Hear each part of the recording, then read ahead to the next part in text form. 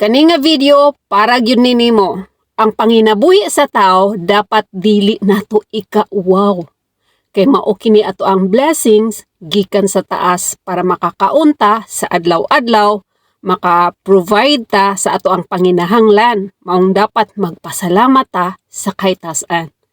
Bisan pag subra kalisod, kakapoy, hago na ingana gyud. Kay ang kinabuhi sa tao dili sayon. Kinahanglan gyud na nimong haguan para makuha nimo ang usa ka butang. Walay sayon diri sa kalibutan. Ayaw ninyo i-down ang inyong panginabuhi. Bisan pag unsa pa ng klaseng trabaho. Makahilak ko sa mga tao nga ilang laito no, biay-biayon tungod kay construction workers ng trabaho. Ako proud kayo ko sa mga taong nanginabuhi nga marangal. Kanang ilang trabaho dili lalim. Nayubang tao diha magsalig dili manarbaho kay dili gustog maghago. Mga taong kusog kaayo mo down sa ilahang isig katao. Tungod kay ilahang gidak-an puro haruray, hayahay nga nailang taong nagsupport kanila. Ingana ang klaseng tao nga kusog mo lait ngadto sa ubang tao, mga taong ambisyosa, tapulan, mga taong gustog mohantok og instant millionaires nga di na nila kinahanglang maghago. Naay klaseng taong ingana.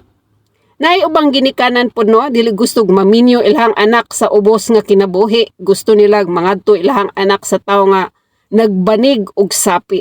Maong makaluluoy pod ang anak no, mapugos sa kagustuhan sa ginikanan. Mapugos og uban sa tao nga dili nila gusto. Kaluoy ba pod sa anak?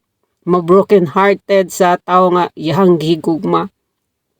Giwad-an ang anak og katungod sa iyang kaugalingong kalipay. Kanang mga taong inganana no, mo nay kusog mong lait sa kahimtang sa uban.